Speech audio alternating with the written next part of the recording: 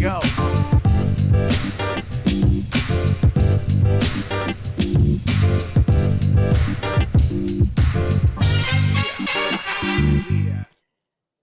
Attaboy. That's the nothing personal word of the day. It's Friday the 13th. Dun, dun, dun, dun. October 13th, 2023. Attaboy. If you don't know why the word of the day is attaboy, then you weren't paying attention to the Braves-Phillies series in baseball, division series. It ended last night. It ended not because the shortstop Arcia said, attaboy, and Bryce Harper said, oh, I've got motivation. Now I'm going to play well. The series ended because the Philadelphia Phillies outpitched the Atlanta Braves, outhit the Atlanta Braves, and in a 4-game sample, won 3 of the 4. That's it. Let's not look for elaborate reasons. Let's not ask front offices to take the microphone or the manager and try to give you specific reasons who to blame. 100 wins, best offense in all of baseball history. Everyone hit 25 home runs. We slugged over 1,000. We're the greatest. It's 4 games. The Philadelphia Phillies are back in the league championship series. They did it. They said they wanted to get back to the World Series and win it this time. They are one step closer, having to play the Arizona Diamondbacks in a National League Championship Series that everyone is dreaming about in the league offices. Everyone is super excited about. We will preview it on Monday. I want to talk about a few things that happened during this game because we have spent, a week. The playoffs have been going on for 10 days. And I helped you get on this train, but I want to help you get off it now. It's like when I just saw this on an episode of The Morning Show. You don't deserve a cookie when you start a fire and then you bring water 10 minutes later to put it out. Okay, I don't necessarily disagree with that. And the fire that I may or may not have started is that these playoffs have been meh. That MLB is DBR because these series do not go the distance. In the division series, you remember the math. They're all done now. 20 games. That's the dream. That's 4 series going the full 5. That would be the dream. We had a 3 and a 3 and 2 4s. A 3, a 3 and 2 4s. You got it. That's 14 out of 20. When you get a 14 out of 20 on an exam or on a quiz, do you quickly do the math? You do 20 times 5 is 100, 14 times 5 is 70, and say, oh, crikeys, I got a C. Whether or not they're grading on a curve. Oh, they're not? Then it's just a C. 14 out of 20 is no good. That's what we got. So I have been really promulgating that, telling you disappointment, terrible, no good performances. Do you know how many firsts we've had this postseason? History. This is absolute recency bias with zero proof that what I'm about to say is true, but it's going to sound so good for a Friday. There have been more firsts this postseason than ever before. And you're going to say to me, David, the first ever postseason had first for everything. You're right. The second ever postseason probably had a bunch of firsts too. Fine. But the most firsts of any postseason in the past 50 years. How about them apples?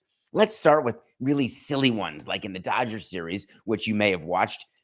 In the Rangers series, Corey Seager, 4.869, Coca. I want this to be very smooth because the Rangers are still in it and the Dodgers are out. So here we go.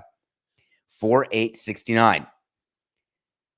One of the coolest ones that you may have forgotten about, Texas Rangers, their $300 million shortstop, Corey Seager, 5 walks in 1 game. Never happened in the postseason. That's a first. Sort of historic, hard to do. And we're just warming up. Do you remember the end of the Braves-Phillies game 2 with the 8-5-3 double play? An double play started by an outfielder. Never happened in postseason history. That's 2. Never happened. Yesterday, we told you about the 4 solo home runs that the Orioles hit. 4 home runs in 1 inning. Remember off Lance Lynn to eliminate the Dodgers? The Diamondbacks, did I say Orioles? Come on, David. Stay with me. Here we go. The 4 home runs in the same inning for the Diamondbacks against the Dodgers never happened. How cool is that? But we're just getting started. Last night, we were watching the Phillies game. This player who doesn't matter. I never really cared if I liked or didn't like a player. I just wanted a player to perform. Obviously, you'd like as many players on the team as possible who you can deal with because you're with them so much. But there's certain, we've given you the rule, 2 clubhouse turds and your team can't win. 1 is fine. You can get through it. And if it's your best player, then it hurts a little more. If it's a sort of fringe player, you just get rid of them. It's called the turd equation. So there are clubhouses that have them, and there are clubhouses that succeed. I was personally disappointed with the end of game interview by Nick Castellanos yesterday. He seemed pretty grumpy and pretty not the type of person I'd want to go have a drink with. So I'm not going to talk about him personally because he may be the greatest person you've ever met. He may be not the greatest person I've ever met. Doesn't matter. He did something. That's a first. He hit 2 home runs yesterday. What's the big deal? He had 2 home runs the day before also. There's never been a player to hit multi-home runs 2 games in a row. That's a first. How about this apple? We now have a Final Four of the Diamondbacks and Phillies going against the Astros and Rangers. Who predicted that? Well, I predicted 3 out of 4 of those. Do you know that it's the 4 teams with the lowest combined number of wins ever in the Final Four? Ever. There's never been 4 teams who've had all of them 90 or fewer wins in the regular season. And add up all the wins they have, it's still the fewest. That means there have been a lot of upsets this year. So when there's a lot of upsets, that means we're probably going to get a first that's going to really make some people upset because they had their team locked in, winning a hundo, thinking they're going to make it. Here we go. This is the first time ever that multiple 100-win teams got swept in the same postseason. Dodgers got swept, 100 wins. Orioles got swept, 100 wins, more than 100. And that's it. So I view this postseason as awfully exciting so far. I would have liked more games. The Philly Braves games have been amazing. But when you're seeing things you've never seen before, that's the dream in MLB. Although I would argue it's the dream in any sport, in any situation. Don't we all have our cameras out when we're out sightseeing and we're out looking at things, hoping that we're going to see something we've never seen? When you go to a game, go to a concert, oh, I've never seen the cellist fall on his violin.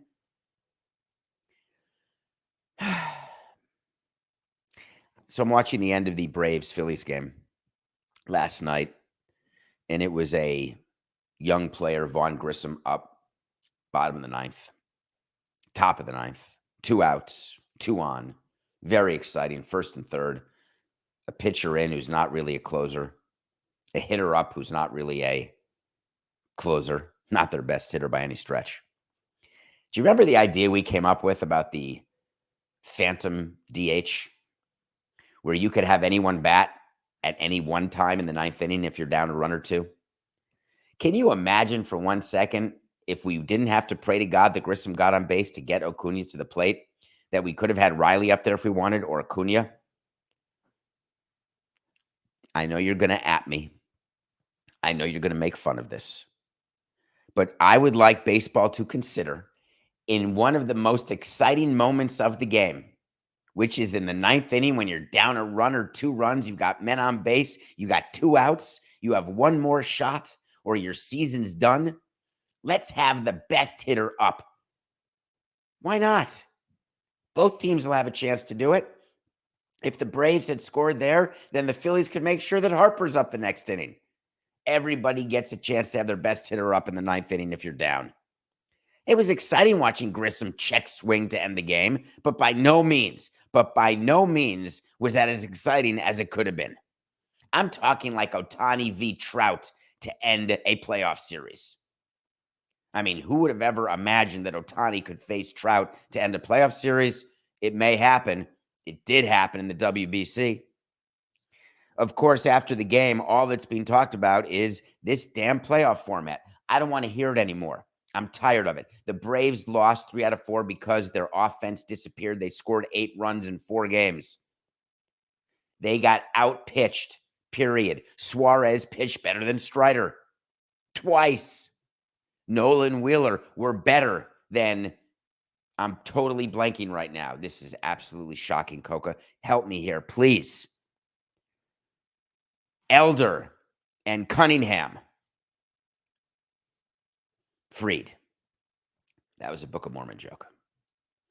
Snicker, of course, was asked immediately, how did it work? Why did you lose? It must have been the layoff. We're trying to use confirmation bias here because we're pretending it's the layoff everywhere else. So let's say it's the layoff with you. And Snicker said, hard to say that. Look at the Astros. They're hitting just fine. He's 100% right. There is no way that these layoffs are an excuse. But this subject is not going to go away.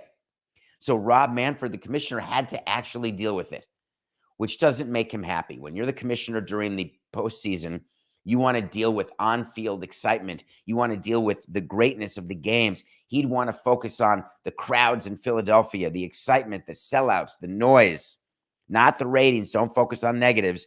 Totally ignore negatives and spin toward positives. But when you're asked a question about playoff format, it's hard to bridge that to, hey, but look at all the people in the stands in Philadelphia. Now, you're taught bridging by your PR people. I don't care what someone asks you. I want you to answer what you want to answer. And I always would explain, that's great, but there's sometimes you must cross the bridge that's blowing up, and you've got to run like Tom Cruise as it's blowing up behind you and then jump the last bit. Everyone in the world, when the bridge or the tracks are blowing up behind them, has to jump the last 10 feet and grab on by their hands and get pulled up. It's just how it goes. So Manfred leaned into it, jumped, grabbed, and then said, when asked about the format, it's only year 2. That's my man, Rob. I love him. He gets criticized for some PR from time to time, but he stuck right to it. That is the message that he was given, and that is the correct message. Can you imagine when you're in charge of something, not in charge of complaining about it, but in charge of actually doing it? And after 2 examples for you to work with, are you going to say a change is needed? Just think about what we ask of our leaders. Rob Manfred doesn't have the ability to be a fan nor the desire. Fans look at their teams losing after winning 100 games and losing early in the playoffs, and they want to change. They want to blame. You're not going to fire my manager, then blame the commissioner and blame the format. Give me something that I can take back into my cave that I'm going into until next season, and it can warm me. It can be a blanket around my fandom.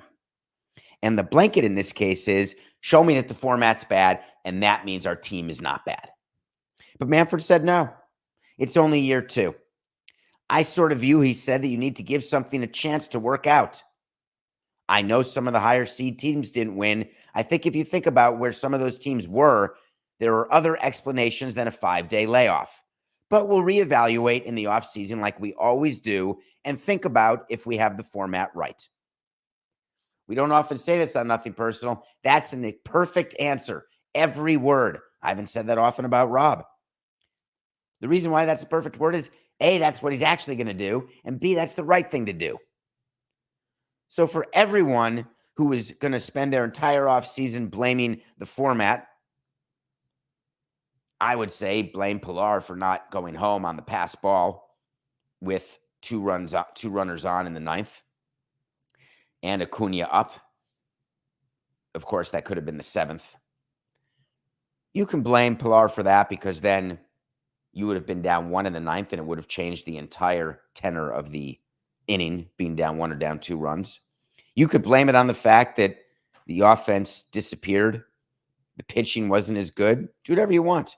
You can blame it on the fact that Trea Turner ended up having an unbelievable postseason series against you. You can blame it on Bryce Harper being taunted by Arcia. Attaboy. Or You can go back into your fan cave as a Braves fan, be thankful for the season you had, and say, you know what? We're ready to come back. Those are your choices. So there's 4 teams right now still in. This Sunday, 2 days from now, we've got the Astros in their 7th straight league championship series. I want to give you a few things to look for because I won't see you before game 1 is over. Sunday night, 8 p.m. Eastern, we've got Justin Verlander going against a very good pitcher for the Rangers named TBA. What TBA means, it's short for Jordan Montgomery. It may be short for Nathan Eovaldi. I think it'll be short for Jordan Montgomery, but we'll see if there's an announcement. But here's the keys. If you want to sound smart at the water cooler. Hey, what's going on in the Final Four? Don't call it the Final Four. It's the League Championship Series. It's not basketball. I like calling it the Final Four, though, just to throw people off. Aren't you a baseball guy? Nah, but I am, but it's the Final Four. 1, that Rangers offense, more prolific than the Braves offense. More prolific than the Twins offense, who the Astros had to beat to get there. The Astros need to hold that offense to fewer than 4 runs per game because the Astros, with their great deep lineup, it's great. They're not going to outslug the Rangers. So when you're going in and you're making your game plan, the game plan is let's try to shut down the offense or quiet them. That's one key. 2, not talked about enough. The Rangers' defense is really, really good. If the Rangers make more errors than the Astros, it will be very hard for the Rangers to win. So I'm looking at the E column. A lot of people don't look at the E column. I do. Always love defense because good D helps you get a size 7 ring. The third thing I'm looking at is home runs. These 2 teams can absolutely do it. You see, wait till we get to the Phillies and the 11 home runs they hit in their division series. We've got some serious home run hitting teams. Look what the Diamondbacks did. First ever 4-1 inning. Home runs are a big part of a series now. They're responsible for almost half of all the runs scored. So it does not take a genius to tell you that a key to the series will be who out-homers the other team. True. But now, let's get to the really big key. The Rangers are a streaky team, and they're on a bender. The Astros need to win game 1 when they'll have Justin Verlander pitching on Sunday. Because if the Rangers win again, that means that they will have won now 6 in a row to open the playoffs. They will be only 7 away from winning the whole World Series.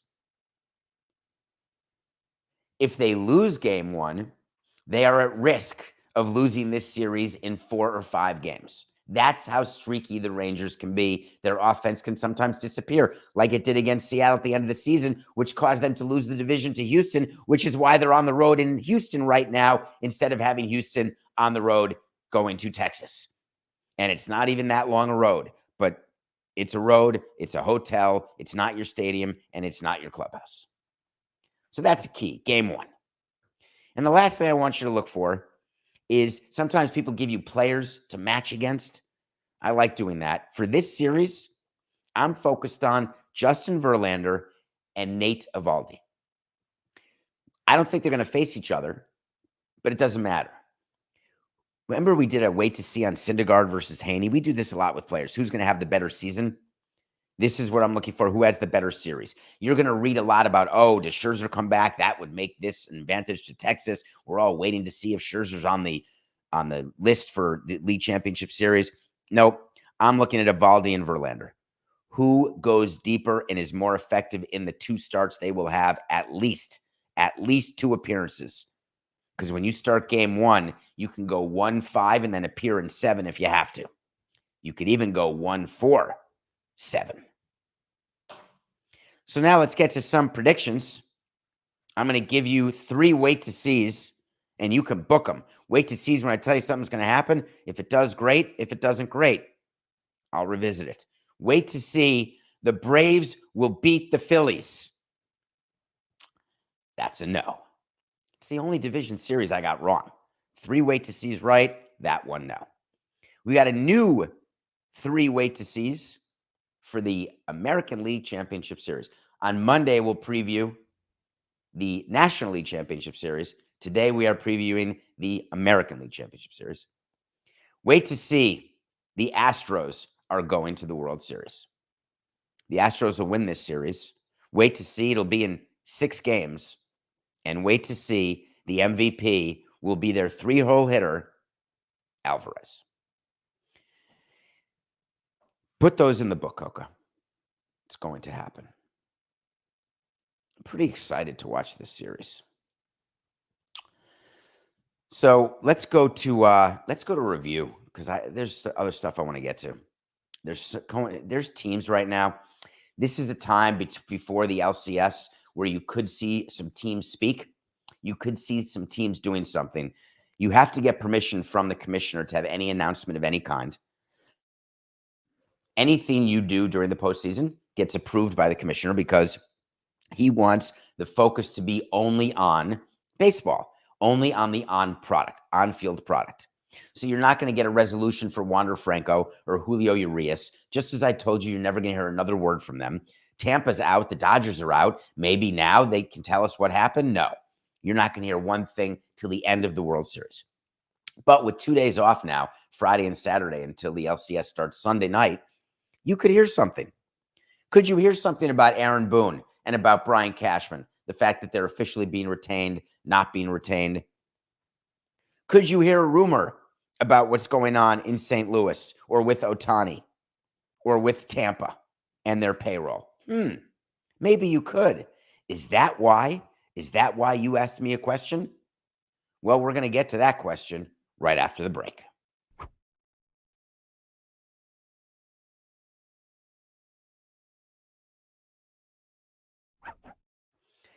Welcome back to Nothing Personal. It's Friday the 13th. You don't believe in any of that stuff, do you, Coca? Are you going to leave your house today? There's some people who don't want to leave their house today for it's Friday the 13th. They're nervous. They're scared.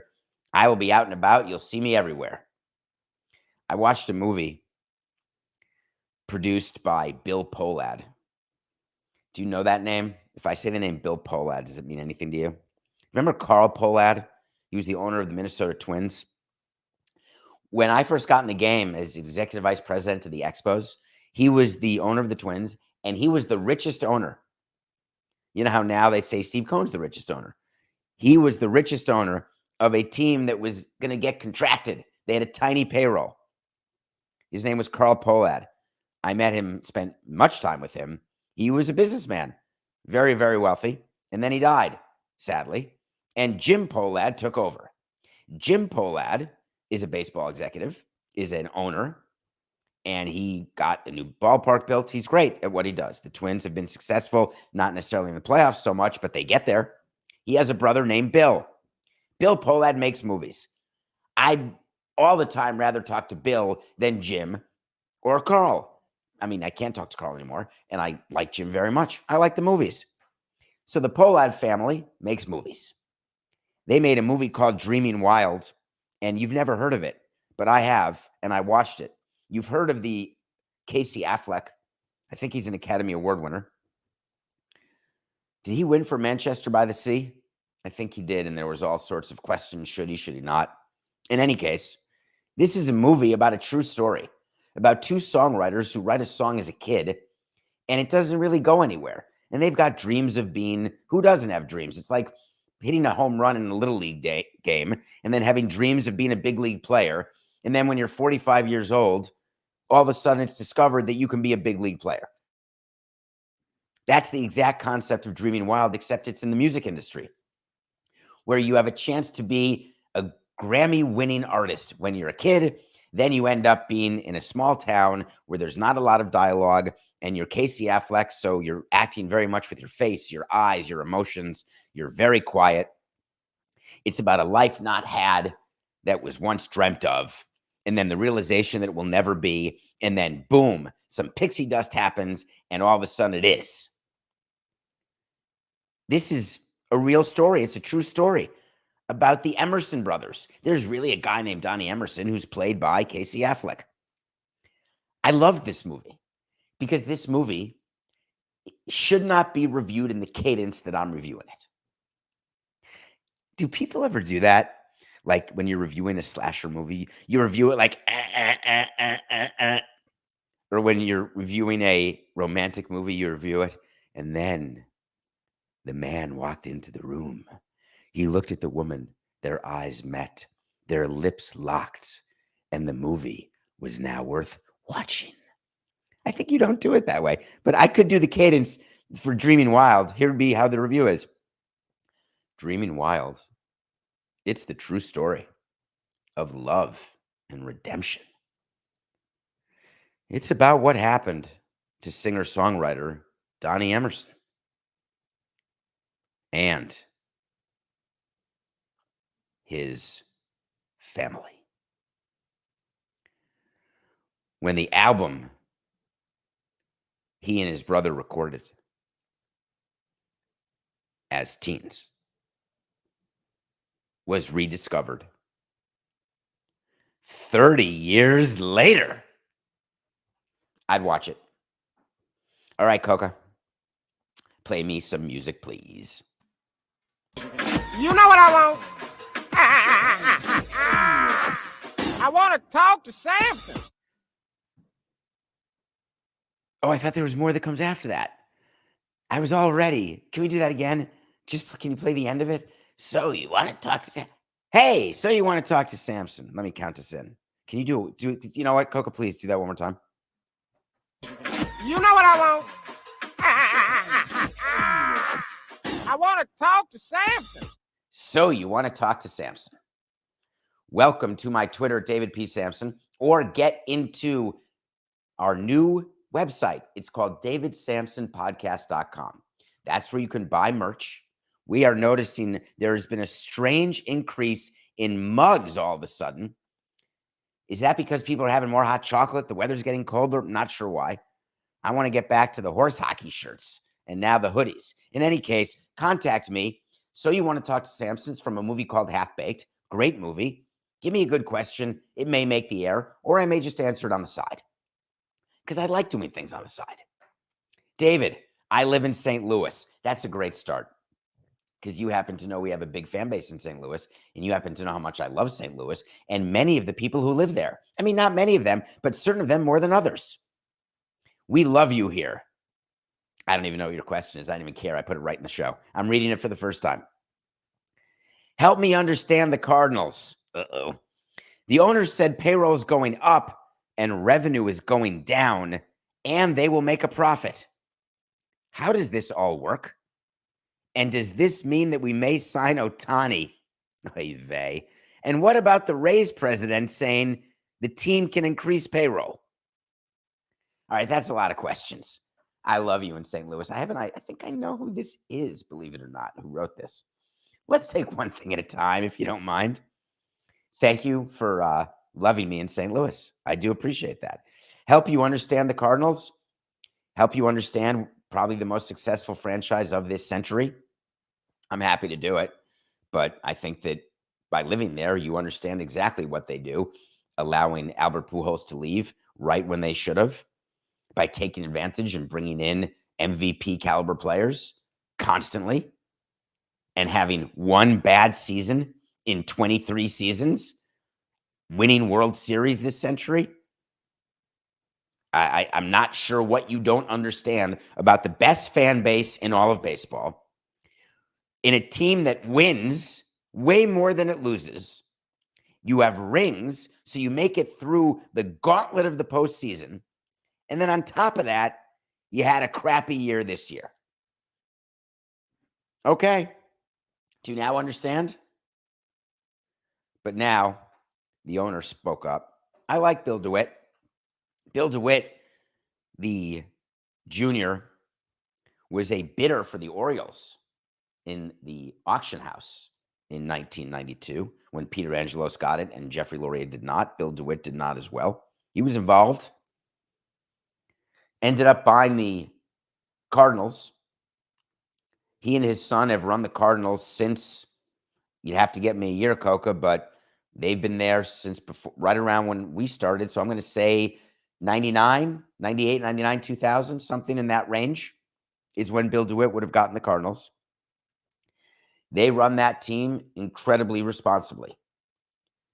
There are years that they lose a little bit of money. There are years they make a little bit of money. They have always made sure to maximize their payroll by being very attentive to their expenses and very attentive to increasing their revenue. All of that means it is a well-run team, which makes what he said very strange. If revenue is going down and payroll is going up, it was 1995 that DeWitt got in. Okay, thank you. So he was there 4 years earlier than I was. When revenue is going up and payroll is going up, you are doing nothing to your bottom line in theory, but we don't have the details. Because if revenue goes up by 10 and payroll goes up by 9 and your expenses stay the same, then you've increased your net revenue by 1. Pretty easy math. If the payroll goes up and the revenue goes down, that means expenses go up 10, but then revenue goes down 5. Where do you stand? You stand that you have 5 fewer dollars of net revenue. That doesn't say one thing about profit. If you are making $20 a year in your company, and to make that $20, you have to spend 10. You spend $10 and you make $20. What does that mean? That means that someone is giving you $30. Someone gives you $30, you have to spend 10 of it, and that leaves you with 20. Pretty normal. But what happens if someone gives you $30 and you have to spend 15 of it now? Not 10. Well, then you're only making $15 instead of 20. But you're still making a profit, but you're making a smaller profit. So when your expenses go up by less than the amount of your net revenue and your revenue stays the same, it's cutting into your net revenue, not eliminating it. That is how you can have expenses up, revenue down, but still make a profit. You can have the costs go from 10 to 15 and someone give you not 30 anymore when you were making 20. They can give you now 20. So now they gave you 20, you spent 15, you're making 5. Last year you made 20. This year you're making 5. That still stinks, but it's not bad. What's worse is making 0. What's worse than that is when you have to pay 30 and they only give you 20. Welcome to my life. You pay 30, make 20, you're down 10. Don't worry, we'll make it up on volume. So that's how it works. When you're making a big enough profit, you can handle an increase in your expenses, and assuming that your revenue stays the same, then it's just your profit that gets squozen. You're still not in a negative situation. And why is that a problem? Teams shouldn't be in a negative situation. Why would you sign up to lose money, to spend 40 to get revenue of 30 and say, oh, we're down $10 and we don't even have a ring? Now, why are you asking about the Rays? Oh, because they came out public yesterday, didn't they? You're on it. What a silly, very, very silly, very silly. Don't ever say that. We taught our GM, don't ever say it unless we tell you in advance. He said, when asked about running a higher payroll, that they're open to it. Quote, the president of baseball ops said, we have the ability to do that. Uh-oh. You never say you have the ability to increase payroll unless you know you're going to increase payroll. Then what you do, if you're at 90 is your payroll, and you know that you have a budget of 100 going into next year. So that is your payroll going up. But you also know that in order to get from 90 to 100, you're going to have different players on your team because the current players you have are under contract and they're all getting more expensive with something called natural raises. A natural raise means that you pay a player a 2-year deal at $10 million, but you pay him $2 million the first year and $8 million the second. You've got the same player over 2 years. 1 year you're paying him 2, 1 year you're paying him 8. That means the second year your payroll is up $6 million and your team is the same. You still have that player. Let's pretend we're in a one-player league. Let's pretend you have a player for $2 million in year one who goes to $8 million. Your payroll the first year was $2 million, but you're not going to go to $8 million the next year. You only want to raise it from $2 million to $5 million. I get to tell my fan base, hey, we raised our payroll. We raised it by 150% from 2 to 5. Hell yeah. On a side note, we're trading your favorite player because he's due to make $8 million. Our whole payroll is only going to be 5. So we're trading him and we're signing a new guy and giving him $5 million. So your payroll has gone up. Good message. But your team got a little stinkier. Bad message. So when we meet the media at the end of a season, we are very careful how we discuss what we're doing. Just saying that we're open to a higher payroll is not enough. It let fans dream. Oh, that could be Ohtani. Is it maybe Ohtani?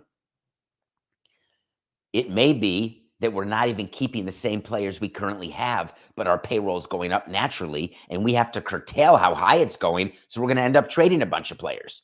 And it's going to be a higher payroll with a worse team, which really is stinky. You need to have the information. So the president of baseball office for Tampa just said, we have the ability to go to a higher payroll, and that's a nice starting point to have. 99 wins with contributions from many players that establish themselves, young players getting their first opportunity. We're in a very strong position. And my argument is that that's a bunch of horse hockey. I'm not sure what position you're in until I see the makeup of your team. And Tampa knows better. They signed their pitcher, the guy with the Tommy John, Tyler Glasnow, that special contract where they only had to pay him like $5 million this year and then $25 million next year. It was the 2-year, $30 million deal. Now you've seen my example. When you're at 5 and then you go to 25, but you got the same guy, your payroll just went up $20 million for the same guy. Not good. Not good at all. And they've got a bunch of young players who are going to get raises. Now, they may know that Wander Franco, bye-bye, they don't have to pay him his money. So their payroll goes down a little bit, but they lose Wander Franco. So I would suggest the teams, when they have an opportunity to talk about this type of thing, I would like to tell you how I play it. We are disappointed with how the season ended, but we are so appreciative of our fans and of our community for supporting us and our winning ways over this past number of years. We are in a position where we've made the playoffs 5 out of 6 years, and we fully expect to be there again next year as we build up toward our new facility. We are excited for a new stadium that we expect to open in 2028, and we believe over the next 3 to 4 years, we will continue to show you that we know what we're doing. We're going to have competitive teams. I can't tell you what it means in playoff series, whereas you saw this year, it's all random. But I promise that we are going to build it into the new stadium. And then you let it happen. We said that. Sort of worked, sort of didn't work. We did build it to the new stadium, and then it sucked, all those players we got. That's what I would do. It's totally doable. Does that answer your question? Does it mean you'll sign Ohtani? The Cardinals are not signing Ohtani. Are we good? And I have nothing against the Cardinals. I just don't think that, you're not signing Ohtani. Nothing. Personal pick of the day. Not good. Not good at all. We had the Braves beating the Phillies. Loss. We had the Broncos getting 11 against the Chiefs. Push. I know, Coca. It's horse hockey. It's crap. I'm pissed. Yes, we were only getting 10.5. Final score 19-8. I hope you were watching the Braves Phillies and not the Broncos. I wonder what Walton and Penner are thinking. Did you see that yesterday, Coca? The transfer of ownership. There's a new control person. Rob Walton's already done. It was always part of his estate plan to give his daughter and his son-in-law 30% of the team, but didn't want to give it just to the son-in-law because there's a rule that the control person has to own 30% of a team. So the NFL gave him permission. Hey, just give it to the guy's kids, your grandkids. You always want to give money to your grandkids instead of the person not married into your family. So that was the big news in Denver, other than Sean Payton stinks, Russell Wilson's the worst, and the Broncos are screwed. Absolutely screwed. So we lost that. We're 144 and 147. I got 2 picks for you. Since I did the Astros winning in 6 games and Alvarez winning the MVP and told you that the Rangers are streaky, you can bet your bippy that I'm taking the Astros on Sunday over the Rangers. It's Verlander against one of the Rangers' best pitchers, whose name is TBA. I don't care who it is. It's going to be Montgomery. I don't care who it is. Could be Nate. It's going to be Montgomery. I'm taking the Astros because Dusty Baker, smart. He knows giving Bochy yet another win in a row, no good. So look for it. They're going home. And then I'm watching my guy Joe Burrow, who I'm going to ride off into the sunset. Joe, when I fall hard, and I fell hard for you. Bengals -2.5 over the Seahawks. It's the any team Russell Wilson was on isn't going to cover or win. That's sort of my philosophy. All right. To end the week, I made you a promise yesterday that I would get to NBA load management. And as Coca told me, you're not going to get to it today. And he was right. And I'm learning. I've only done this for 910 episodes. 910 episodes.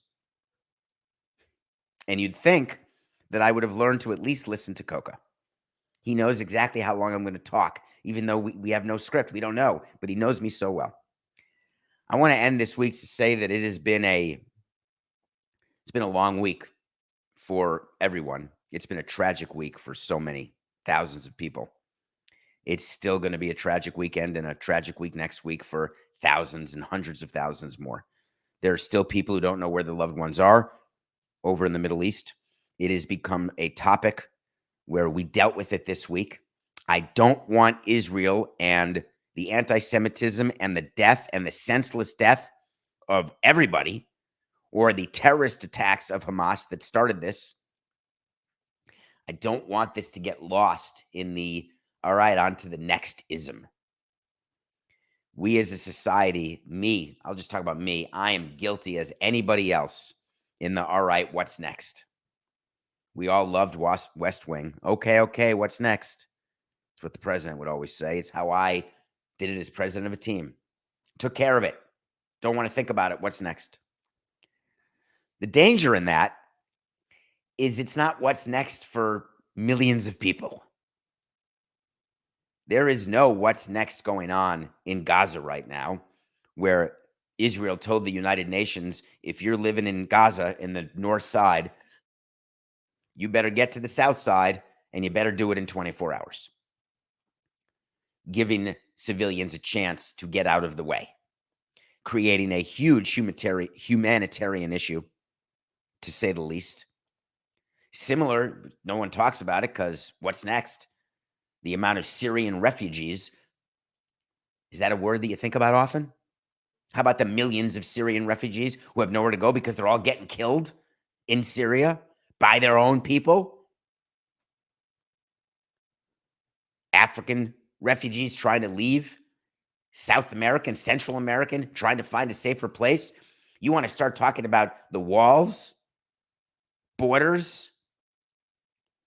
People are trying to go somewhere where they think there's a chance they're not going to get killed. And I'm going to blame them? If the Israelis start a ground war, there's going to be so much death on both sides with no end in sight. If they level Gaza, which appears they want to do, they got to rebuild it. Someone's got to rebuild it, figure out a way to possibly get rid of Hamas and start over. New government, new leadership. We can all dream that change is coming. But my main point is the only thing we can't do is go back to just, hey, we're sticking to sports. We did it. We covered it. I've been guilty. Gun control, Second Amendment. Anytime there's something bad in the environment, the climate, you cover it, you move on, because who wants to hear about it? We came here for sports. We came here for business, to be distracted. We came here to hear you say bippy. Maybe you did. But man, this week was a week where I felt that we all had a bigger responsibility to pay attention, to learn, to read, to empathize. And we did it together. It causes you to be tired, right? Me too. It causes you to long for days where all we have to do is talk about all the first that happened in Major League Baseball playoffs. And this show is not going to become anything other than entertaining, because that's what I want it to be. But this show has a responsibility, because so do you. When we're here together every day for 45 minutes, we have a collective responsibility to be better. And I hope that you look at this week and say, you know what? We're better today than we were Monday. And I promise you that Monday will be better than we were today. Have a good, safe weekend. Make good choices. And we'll be back live 8 a.m. on Monday morning. It's just business. Although the relationship I have with you, pretty personal. Have a good weekend.